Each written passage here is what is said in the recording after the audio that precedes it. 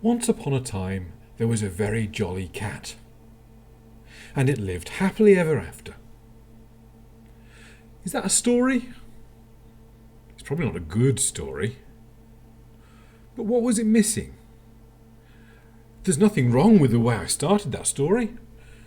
And they lived happily ever after. It's a classic ending to a story. What was missing really is kind of anything in the middle.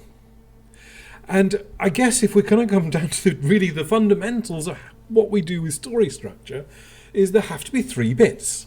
There has to be a beginning, there has to be a middle, and there has to be an end. And any story which misses out any of those three things is always going to feel just a little bit kind of incomplete, unfinished, not ready. And each of those things, the beginning, the middle, and the end, have a very particular use in your story. So what do we put in the beginning? What's important in the beginning of your story? Well, whoever's reading or hearing your story needs to know who the important people in your story are going to be, where the story is going to take place, and what actually starts the story moving. So, for example, let's take... Well, all right. I know you're not really into Frozen, the movie, anymore, but you have seen it, I know. So at the start of that movie, at the start of that story, it introduces us to our important characters. It introduces us to Elsa, and it introduces us to Anna. And right at the very start of the story, you meet them when they're young girls, but, we begin to find out who they are, so that when we sort of get to see them growing up a bit and they can have their adventure, we understand who they are. And we also get Anna wandering around the castle singing a song about how the castle is suddenly going to be opened soon for this big event which is coming up. And again, what we're seeing there is the beginning of the story showing us who the people that we should be interested in are, what their situation, and what the event is going to kick things off is going to be. And that's what the beginning of your story should also cover. So I think it's important to have a moment and think about a story. Think any story idea, anything that you want to write, anything at all, I don't mind, whatever it can be. Pause the video in a moment and I want you to write down the name of the most important character in it, where the story begins, where it's set, and what starts the adventure for that character. You don't need to write this out in long sentences, just a couple of words so that you've got it in your head what the beginning of the story should be. Take a moment, jot it down.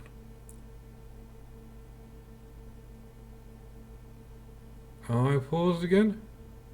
I don't know if I'm paused. Let's assume I'm not paused anymore. Did you write down what you want the story to begin with? What you want it to start? Great, fantastic, I'm glad you did. We're going to come back to the middle in just a moment. But we need to think a bit about the ending as well. I know some writers like to write the ending first. I'm not one of them, but I always like to have an idea of where my story is going to go, where it is going to finish. Because a story isn't a story unless it has an ending. And what the ending should be depends on what your character wants. So at the start of your story, we set up this idea of what, who our character is. And we should also now be thinking about what our character wants. Because the ending of the story should either be the character getting what they wanted, or understanding that what they wanted was not the right thing, and they get something which is even better, or they get something. I mean, some stories are a lot more depressing than that, and it's all about everything going wrong. But let's be cheerful with our stories, at least for the moment. So the ending of our story should really be about the character getting what they wanted, or learning from their experiences why what they wanted wasn't really what they should have wanted. and that they get something else, and actually it turns out possibly that that's even better for them. And if you remember the movie Frozen, and I really hope you do, because otherwise these examples aren't going to make a great deal of sense, think about Anna and think about Elsa, because they have slightly different endings. What Anna wanted right at the very start of the movie, what she wanted is to get her sister back, to be able to play with her sister, to be able to have fun with Elsa again. And by the end of the story, that's exactly what Anna gets. So her ending is very satisfying because she started with this want and she's ended with getting it. Elsa's story, though, is quite different within the confines of, the same movie, because what Elsa wanted at the start of the movie is to be quiet and unseen and unnoticed and keep to herself and go back into seclusion to hide her scary ice powers so that nobody knew her terrible secret. At the end of the movie, she doesn't get that at all. What she gets at the end of the movie is that she gets to be open about who she is, about the fact that she has these really cool ice powers, and she gets to be queen. I haven't seen Frozen 2, so don't spoil it for me. So that's an example of two different endings for our two characters.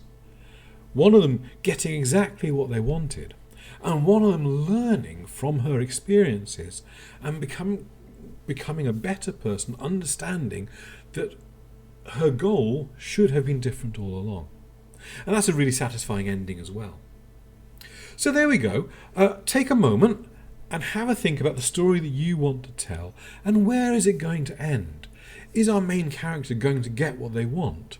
Or are they going to learn a lesson about how they should have wanted something else? Pause the video again. I'm not going to do the same joke again. Pause the video again and write down just a couple of words. Doesn't have to be very long. Think about what the character end should be. Do you do that? Great. Fantastic. So what goes in the middle then? We've talked about the start. We've talked about the end. What goes in the middle of the story, and this is normally the longest part of the story. What goes in the middle of the story is all of those things which stop our character, our hero, from getting what they wanted or from learning the lesson of the story. And during the course of the middle, the character needs to defeat the evil pirate queen, or realise that her ice powers can be used for good, or meets a guy with a reindeer. It suddenly gets very cold and everyone needs a woolly jacket. All of these things, all of these elements of the story are the things which get in the way of our heroes learning their lesson or achieving their goals. And that's what goes in the middle.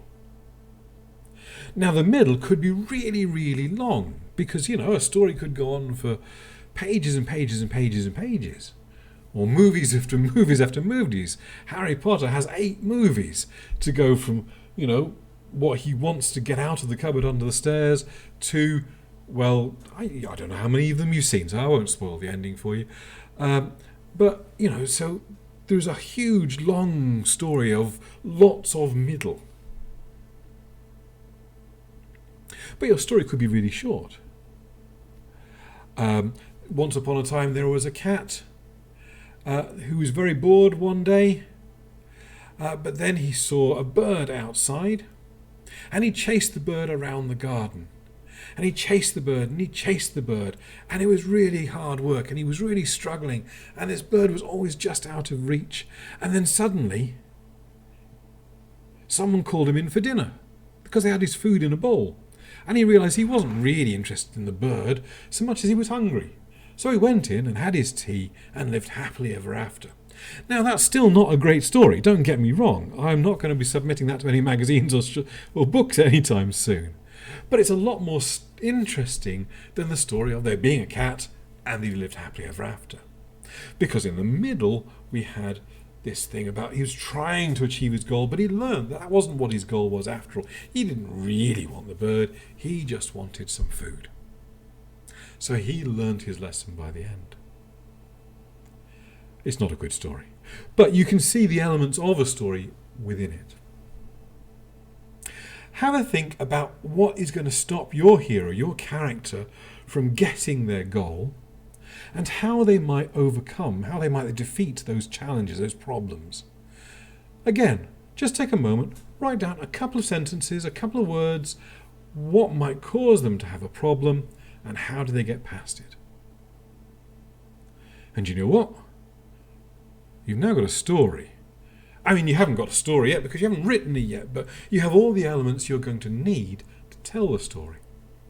So I would like you now to write your story from the bit, take your bits from the beginning, throw in your stuff from the middle, and work toward your ending and tell your story. I look forward to reading them. Okay? Bye.